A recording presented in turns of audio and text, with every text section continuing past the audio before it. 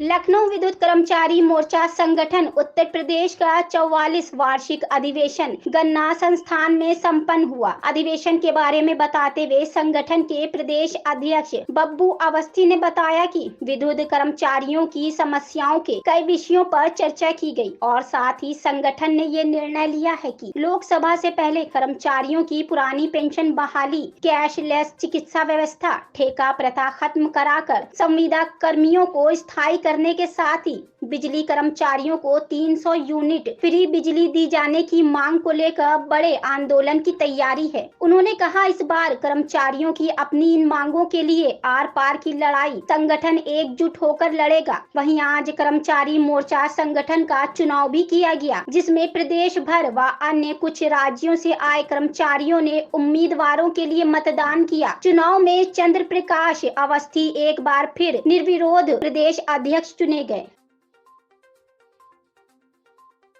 कृष्ण गौतम, प्रदेश मुख्य महामंत्री विद्युत कर्मचारी मोर्चा संगठन उत्तर प्रदेश। और आज यहाँ पे 44वां अधिवेशन हुआ है और किस तरह की बैठक हुई है और कितने लोग यहाँ पे कहाँ से एकत्रित हैं? ये हमारा 44वां वार्षिक महाधिवेशन है, जिसका उद्घाटन माननीय नर्मदा पाठक जी, पत्नी श्री माननीय ब्रजेश पाठक जी, उप मुख्यमंत्री जी के द्वारा किया गया। इसमें परीक्षा परियोजना, आनपारा परियोजना, पनकी परियोजना, हरदोगंज परियोजना, पश्चिमांचल, मध्यांचल और दक्षिणांचल और पूर्वांचल के तमाम साथी हमारे यहाँ आए। तो कुछ समस्याएं होंगी कर्मचारियों को, उसको लेकर कोई ज्ञापन आपन दिया गया है? हमने एक मांग पत्र यहाँ दिया है जो आपको भी मिल गया है, जिसमें मेन मांग है हमारी 6600 ग्रेड पे तृतीय समयवत वेतनमान जो लंबित चल रही है। एक नई मांग सरकार से हमने करी है, ऊर्जा सरकार से, प्रबंधन से, कि जिस तरह आपने उत्तर प्रदेश सरकार के कर्मचारियों को कैशलेस चिकित्सा सुविधा दी है, विद्युत विभाग जो 24x7 की ड्यूटी आपकी सेवा में, जनता की सेवा में समर्पित है, उसको भी कैशलेस चिकित्सा सुविधा दी जाए। कर्मचारी मोर्चा संगठन का 44वां महाधिवेशन आयोजित किया गया। कहाँ के लोग आए, किन किन विषयों पर चर्चा की है? पूरे प्रदेश के हमारे इस ठंडक से और इस कोहरे को देखते हुए हर जगह के हमारे प्रतिनिधि आए हैं। यहाँ तक उत्तराखंड के आए हैं और उत्तर प्रदेश के बाहर के भी आए हैं, क्योंकि PSI से रिलेशन अभी जो हमारे गए हैं ये साउथ एशिया के।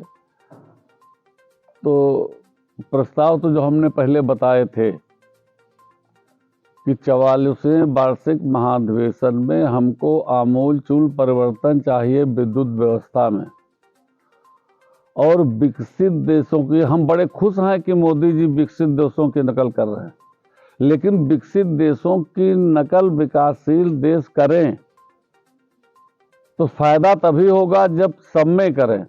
जब तक रोजगार न दें तब तक बेरोजगारी भत्ता दें।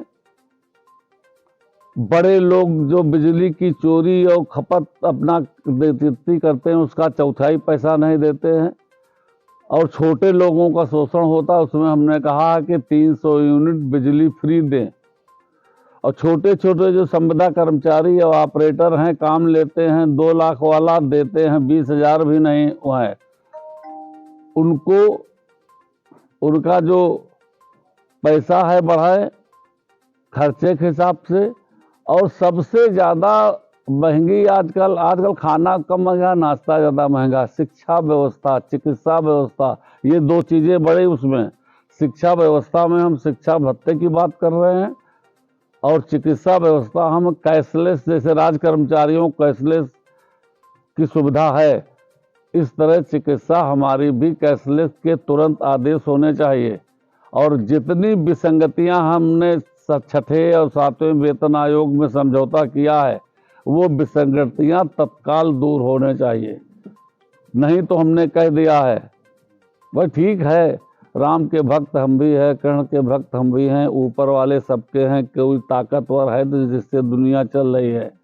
लेकिन ये भी बार बार कहा गया है भूखे भजन न हो गोपाला, ये लो अपनी कंठी माला। और भूखे रह के जल्दी जल्दी राम नाम का भजन भी नहीं होता, और होता है तो आदमी भूखा जब मर जाता है लोग कहते हैं राम राम लो स्वर्ग मिल जाएगा, मुंह से राम निकलता भी नहीं है। तो स्थिति ये है कि हम मजबूत चाहते हैं। लोग कहीं कहीं कहते हैं कि हम अभी ये भी कभी कभी कहते हैं कि राष्ट्र व्यक्ति पहले राष्ट्र बाद में। ये सब मुद्दे आपकी काफी समय से चल रहे हैं, इस बार आप नहीं, मुद्दे लेके चल रहे हैं और मुद्दे पूरे आंशिक हमारे हो भी रहे हैं। हम आपको बता दें ट्रेजरी से पेंशन 60 साला और ये बिजली, भाई ये तो मान लो, ये तो आप लोग जानते होंगे पिछले 10-5 सालों में बिजली व्यवस्था गांव-गांव में कस्बे कस्बे में जहां जहां नहीं होती थी हाई इलेक्ट्रिफिकेशन हुआ है और बिजली मिल भी रही है।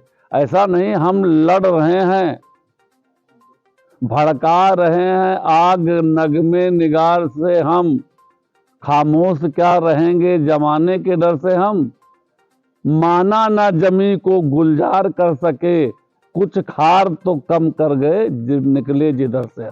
हमने आंशिक सफलता ली हमने है, और अब पूर्ण सफलता के लिए हमारा इस अधिवेशन के बाद लड़ाई होगी।